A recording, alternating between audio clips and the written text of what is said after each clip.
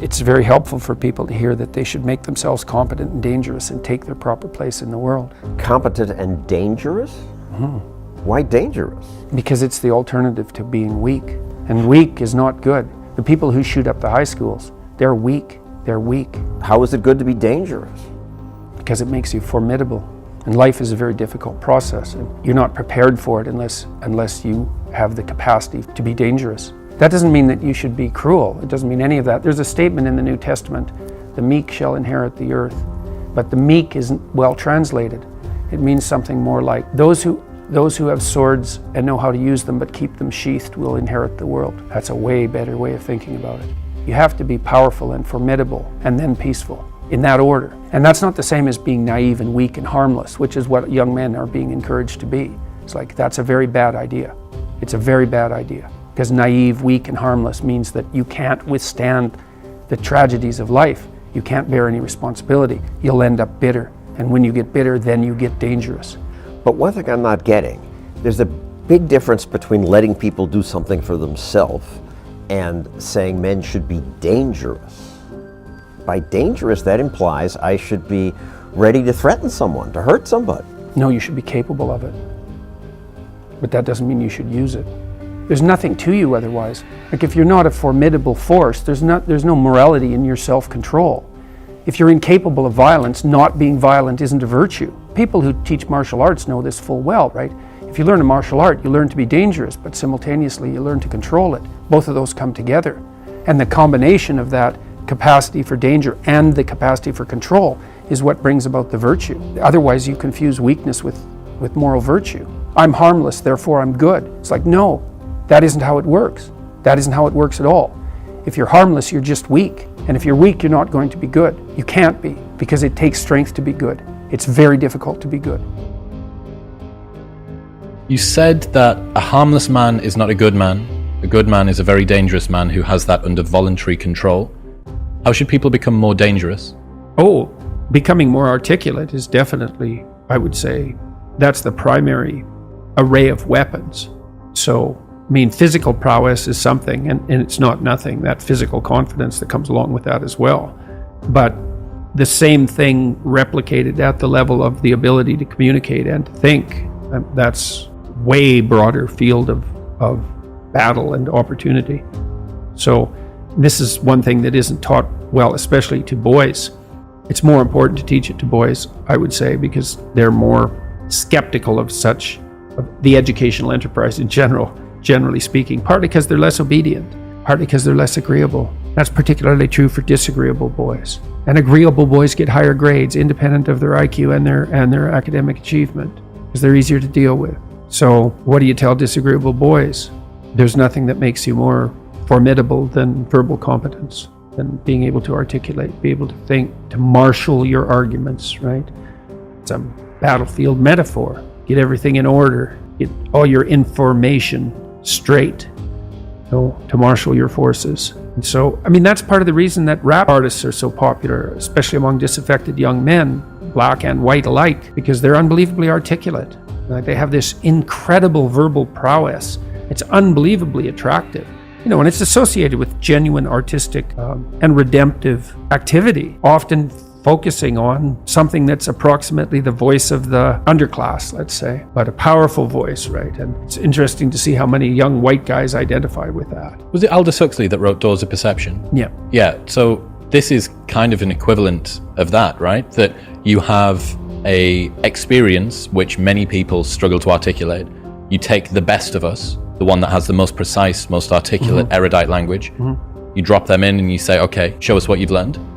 This is the equivalent, but for just a different community, a different sort of life, that maybe you don't have the ability to describe what it feels like to live on a council estate in Manchester or in, one of the neighborhoods of Brooklyn or whatever it might be. And then this person can, and it feels like it's your voice. Yeah, well, you still, if you're a young man, you still feel alienated from your place as rightful heir of the proper kingdom. I mean, that's an existential truism for everyone, particularly for every young man.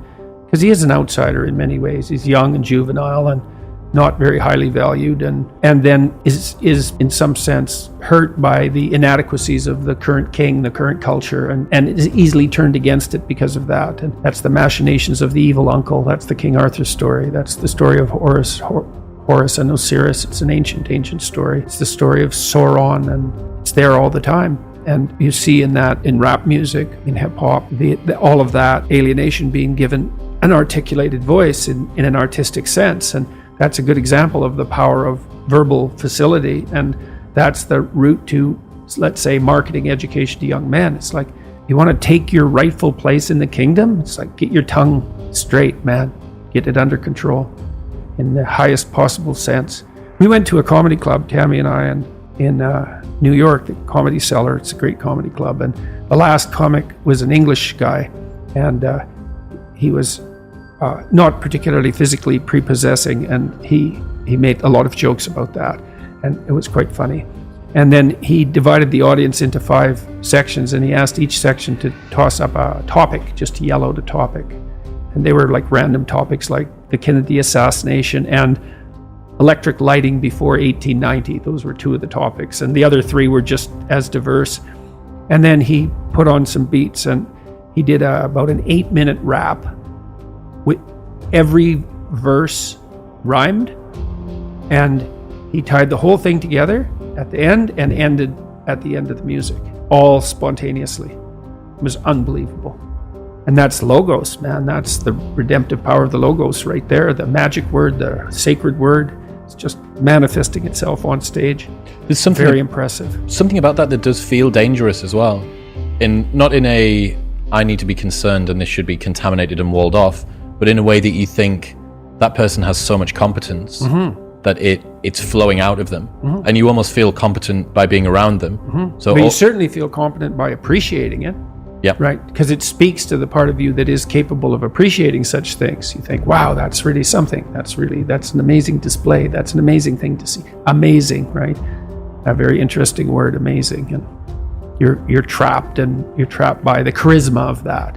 And that charisma, that's not nothing. That's a signal of something redemptive occurring. That accounts for virtually all of the attraction of hip hop and raps. The articulated voice of the struggling but worthy underclass. I suppose that's a good way of putting it.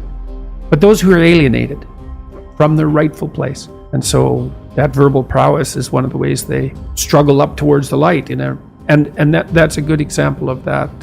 Of having that danger under control, because it's a dark genre in many ways, right? There's a real undercurrent and air of violence that surrounds that and its culture, like the punk movement in the UK back in the late 70s. Same sort of thing, but that capacity to express that in a poetic manner, in a compelling manner. Johnny Rotten was great at that. He was so intense. He has a song called Rise, which I used to show my clients all the time when I was starting assertiveness training with them. I'd put on Johnny Rotten's Rise, and the line in there is anger is an energy, and he's got these unbelievably intense eyes. Anger is an energy. You bet. And John Lydon, man, he could channel that like almost no one I've ever seen. He'd get that anger built up inside him, and then it was completely under control, and he expressed it in his music, and it's absolutely captivating. Unbelievably charismatic, and I really liked his music, that raw anger in the music. But it was in the bloody music, wasn't it? It wasn't some random riot, you know. He transmuted that into something, you know. You can argue about the poetic merits of punk rock, although I don't think you should. I mean, I Did It My Way, Sid Vicious's version of I Did It My Way. My God, that's a work of genius. That it's so brilliantly satirical.